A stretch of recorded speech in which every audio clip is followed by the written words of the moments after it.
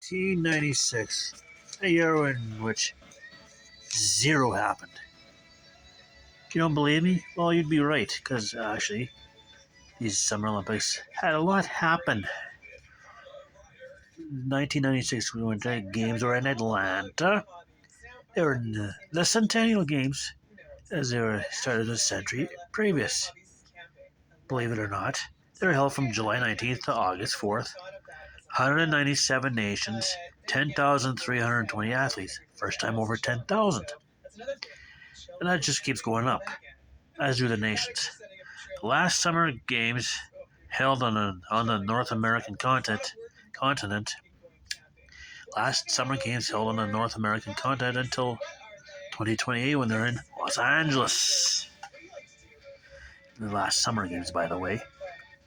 Yes, I realize there's a couple Winter Games. But we're not talking about winter, we're talking about summer. 24 nations made their debut here. These first 14 were making their actual Olympic debuts. They are Azerbaijan, Burundi, Cape Verde, Comoros, Dominica, Guinea-Bissau, Macedonia, Nauru, Palestine, St. Kitts and Nevis, St. Lucia, Tajikistan, Sao Tome and Principe, Turkmenistan.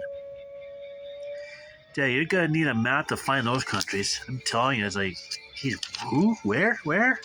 Who? And the following 10 are making their summer debut as they had debuted in 1994 Winter Olympics in Norway. And they are as follows: Armenia, Belarus, Czech Republic, Georgia, Kazakhstan, Kyrgyzstan, Moldova, Slovakia, Ukraine, and Uzbekistan. So there.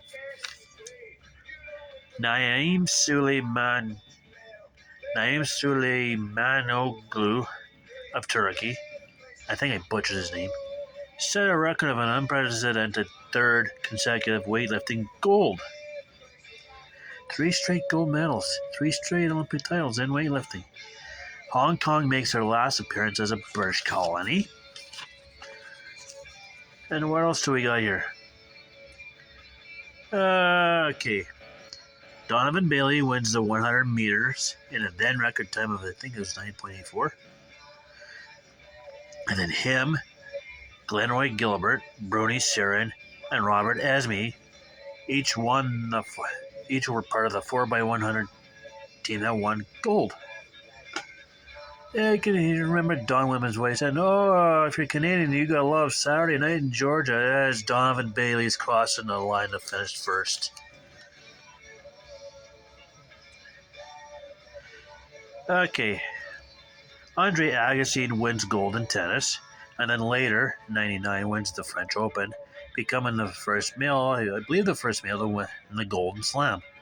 Gold in the Olympics, the French Open, the Australian Open, the Wimbledon, and I missed the Australian Open. For those 4 slams plus gold equals the Golden Slam, and I think Steffi Graf won it on the women's side.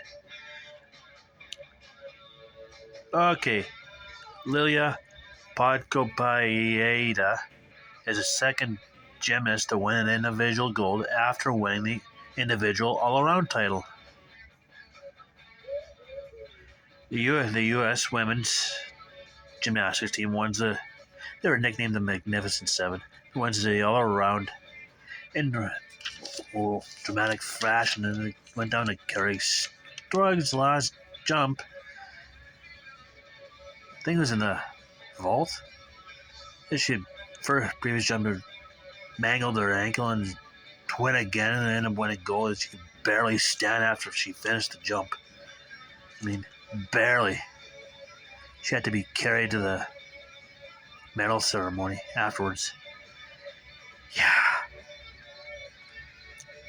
The U.S. led for most gold and most medals for the first time since 1984, which was a boycotted year, or 1968, which was a non-boycotted year. So, yeah, did beat both. They had 44 gold, 32 silver, 25 bronze for 101 total. Russia, who had 26 gold, 21 silver, and 16 bronze for 63 total. And Germany, who had 20 gold, 18 silver, and 23 bronze for 65 total, were distant second and third. I think this was also Russia's first Summer Olympics debut. Canada had 3 gold, 11 silver, 8 bronze for 22 total. So,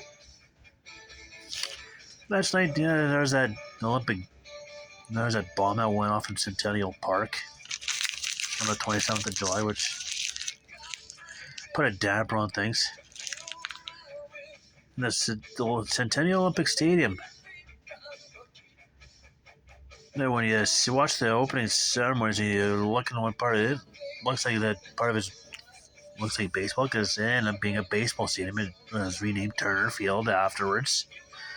The Braves moved into Turner Field and then it was converted into something else, so it's still being used. So there you go. Another downside was the opening ceremonies itself. It was hot and some people had passed out in the heat. It felt high schoolish.